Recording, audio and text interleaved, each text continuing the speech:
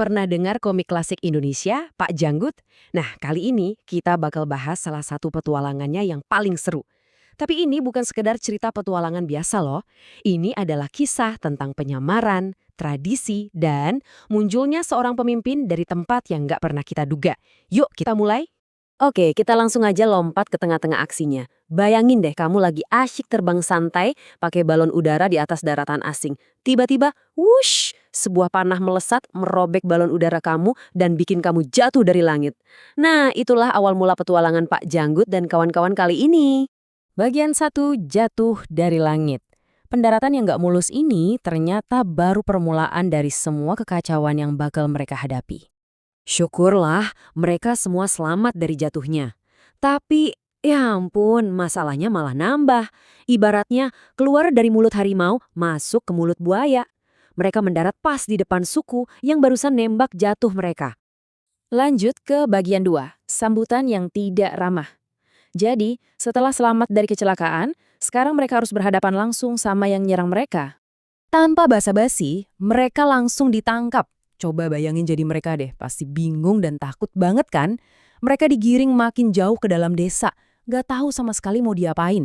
Setiap langkah rasanya makin gak pasti. Nah, disinilah ceritanya jadi makin aneh. Sebagai tahanan, mereka malah disuruh ngerjain kerjaan domestik, cuci baju, masak, bersih-bersih. Kenapa? Karena menurut suku ini, itu semua pekerjaan wanita. Jadi ini cara mereka buat merendahkan status Pak Janggut dan teman-temannya. Jelas aja mereka bingung dan ngerasa dipermalukan. Penderitaan mereka belum selesai loh. Nggak cuma para prajurit, bahkan anak-anak desa pun ikut-ikutan ngerjain mereka. Mereka diikat, dijadiin mainan. Aduh, kasihan banget. Mereka bener-bener nggak berdaya di situ. Masuk ke bagian 3, ujian dari kepala suku yang menyamar. Nah, pas lagi di titik terendah, suasana tiba-tiba berubah.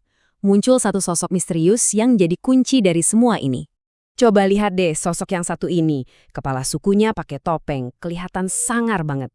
Waktu dia datang, semua orang langsung diam. Auranya itu loh kuat banget. Suasana desa seketika jadi tegang. Terus dengerin deh ancamannya. Aneh banget kan? Bukannya ancaman yang serem, ini malah mau melumuri badan mereka pakai madu buat makanan semut. Hah? Ini petunjuk pertama kalau ada yang nggak beres sama si kepala suku ini. Oke, jadi kita kumpulin ya petunjuknya. Pertama, ancamannya konyol. Kedua, suara di balik topeng itu kedengeran aneh, nggak pas gitu. Dan ketiga, entah kenapa mereka ngerasa kayak kenal sama sosok ini. Misterinya makin dalam kan? Bagian 4, sebuah pengungkapan yang mengejutkan. Nah, ini dia bagian yang kita tunggu-tunggu. Kayak di cerita detektif, momen kebenaran akhirnya tiba. Dan percayalah, ini bakal mengubah segalanya. Udah muak dengan semua permainan dan ancaman aneh ini, Pompit, salah satu teman Pak Janggut akhirnya nekat. Dia maju dan dalam satu gerakan cepat, dia tarik topeng si kepala suku. Seisi desa pasti nahan napas. Ini dia puncaknya. Dan ternyata waktu topengnya lepas, semua orang kaget setengah mati. Yang ada di baliknya bukan kepala suku tua yang sangar, tapi seorang perempuan muda. Yap, benar banget. Si kepala suku ternyata seorang wanita bernama Rika. Jelas semua kaget, termasuk para pahlawan kita. Loh, kok bisa? Apa yang sebenarnya terjadi? Jadi gini ceritanya. Ternyata ayah Rika, kepala suku yang asli, udah lama sakit keras. Nah, biar sukunya nggak goyah dan tetap ada pemimpin, Rika dengan berani diam-diam mengambil alih peran ayahnya. Dia pakai topeng itu buat nutupin identitas aslinya. Hebat ya! Lanjut ke bagian terakhir, fajar yang baru telah tiba. Penyamarannya emang udah kebongkar, tapi buat Rika dan sukunya, ini bukan akhir. Justru ini adalah awal dari sesuatu yang baru. Bukannya minta maaf atau malu, Rika malah berdiri lebih tegak.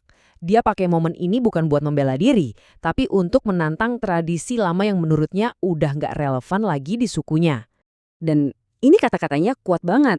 Dia menuntut kesetaraan, menantang para pria untuk mengakui bahwa perempuan juga mampu. Dia nggak cuma minta, tapi menuntut pengakuan sebagai pihak yang setara. Kata-katanya yang penuh semangat itu berhasil bikin para penentangnya bungkam. Dan lihat deh para perempuan di sukunya. Mereka langsung terinspirasi dan menatapnya penuh kagum. Rika benar-benar menyalakan api perubahan. Perhatikan adegan ini. Rika nggak kabur karena malu. Dia pergi dengan kepala tegak. Dia bukan lagi penipu yang menyamar, tapi seorang pemimpin sejati yang siap membuka jalan baru buat rakyatnya. Kisah Rika ini ninggalin kita satu pertanyaan penting ya. Ceritanya ngingetin kita kalau pemimpin sejati itu nggak kenal gender, dan kadang tradisi memang harus ditantang biar ada kemajuan. Tapi pertanyaannya adalah, saat aturan lama udah hancur, apa sih yang kita butuhkan untuk membangun sesuatu yang baru? Nah, itu pemikiran yang ingin kami tinggalkan untuk Anda.